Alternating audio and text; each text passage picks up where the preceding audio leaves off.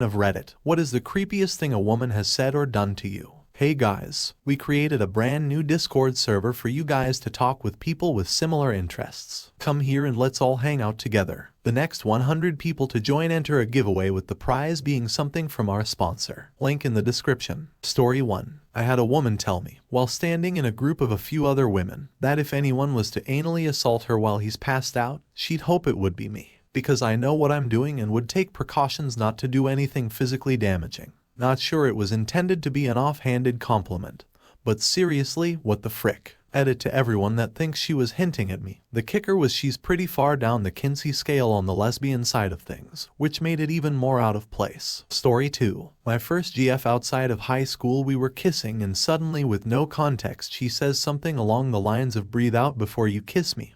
I'm like, sure, why not? I do the thing, she pretends to suck in all my breath and then tells me that she stole my soul, still haven't gotten it back to this day. Story 3. When I was 18 I worked as a server. I had a female manager who was mid-40 who had a daughter my age. Whenever she asked me to do something I had a tendency to call her ma'am, yes ma'am, etc. She called me into her office to ask if I was covering a friend's shift like they had claimed. When I said yes ma'am, she visibly shivered and said, "When you call me ma'am it makes me want to throat you so bad, like seriously I want you to frick my throat sometimes." I was like, oh thanks, and went back to work. Story 4. In high school a girl hid in the bed of my truck when I left a football game thinking I was going home. I went out to a friend's house way out in the country and after an hour she came in and asked for a ride home. I had talked to this girl only a handful of times, but apparently she had told people we were dating. We never talked again, and then years later when Facebook blew up she sent me a friend request about 2 hours after I created an account and it freaked me out. Story 5. Second date, doing it time at my place. Tie off condom and put in bathroom trash can. She goes in bathroom and leaves the door open. Walk by bathroom to go to kitchen. She is examining the condom. Ask what she is doing. No reasonable answer. Get a glass of water and walk back. She had wrapped the condom in TP and was putting it in her bag. Nope, take it and bury under kitchen trash and ask her to leave. I'm pretty sure she wanted to get herself pregnant and rope me in or at least get child support. Story 6. Long story. In middle school, I was an awkward and introverted kid.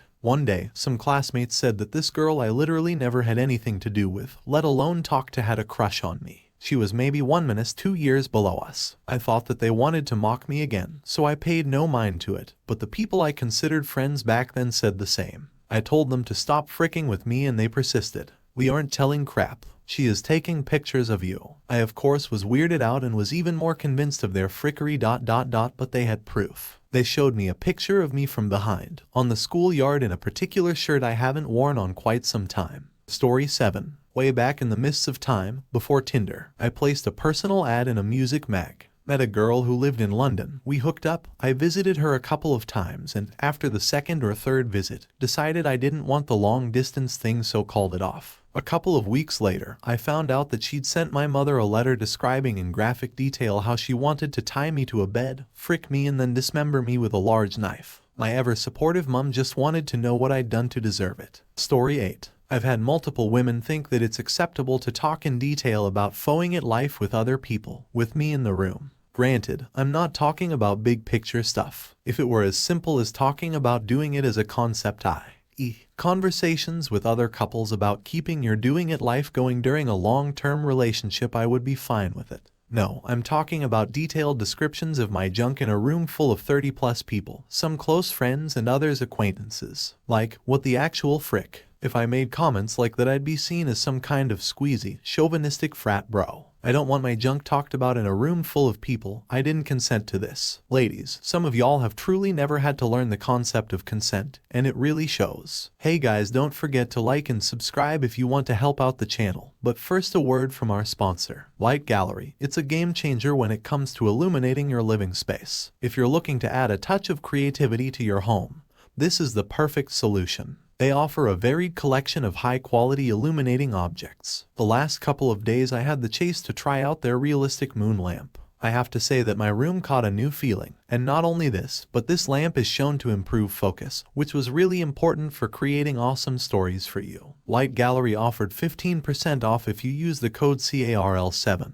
But hurry, it's only for the next 72 hours. Link in the description, and let's get back to the stories. Story 9. My first girlfriend in high school. We were dating for 5 months maybe at that point. We were eating lunch one day, and I forget how the conversation came up, but she said, if you ever get me pregnant, this is what I'll do to the baby. She proceeds to take a bag of strawberries and bash it repeatedly against the table until it was a mush of red pulp, then stared me dead in the eye. I think I lasted another 2 months maybe before we split. Story 10. I used to teach painting and sketching in adult education. I had one woman in my class who was obviously more interested in me than learning a new skill. We were outside and it started to rain. I was helping her pack up her things and said to her, we better hurry because you'll get wet. She gave a deep look and replied, I already am. Story 11. Worked in a nursing home for a bit. Had to get out for this and other reasons. One of the girls I worked with, 10 years my junior, would not stop hitting on me. The age gap skeeved me out enough as it stood, but when I tried to politely turn her down, she decided she wouldn't take no for an answer and kept hounding me about going out. Wouldn't stop texting me, would get upset if I didn't text back, would try to get the same work area as me so she could have an excuse to talk to me all shift and ask if I was seeing anyone, and if not, why wouldn't I give her a chance. I don't know how other people might think about it, though. Mostly I don't talk about it because I don't know how other people would perceive it. Story 12. I was on a couple of dates with a girl from Tinder. There was something off about her, but she was smoking hot and the doing it was crazy good, so yeah.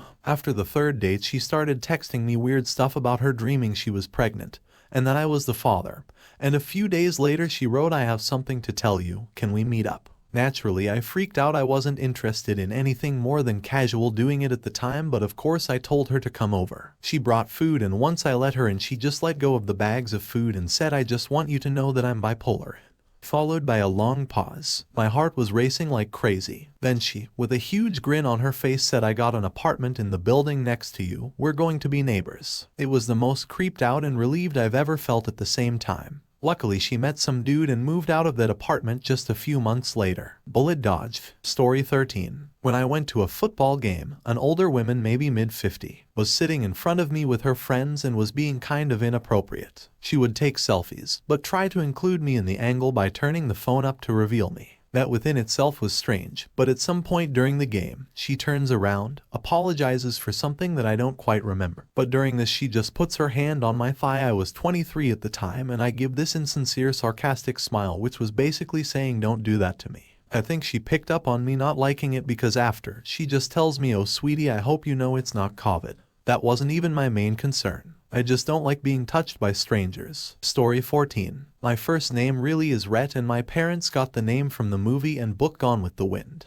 In my mid-20s I drove around doing it work at small companies around town. I once went to an office where a lady in her 50s worked. Apparently she had a fetish for Rhett Butler. She used to pleasure herself while thinking about him and has always wanted to call out that name while making love to someone named Rhett. You think I'm creepy for telling you this? Imagine how I felt when she was telling me. I also heard her on the phone with her husband telling him that she wouldn't be home for dinner that night because she was going to be at the office late that night. When her coworker said she didn't have to stay late because all the work was done, she said she was staying late for me. I told her boss when I was done and left as quietly as I could. I also told my boss that if he ever sent me back there again that I'd quit. Story 15. For whatever reason, I seem to only attract a very specific type of creepy girl, but this one is probably the most prominent. Back in middle school, this girl I knew had a weird thing for me. She took pictures of me randomly, took my things like pencils and crap, and even stole my gym sweatshirt when I wasn't looking. I knew she had it because I saw her wearing it one day.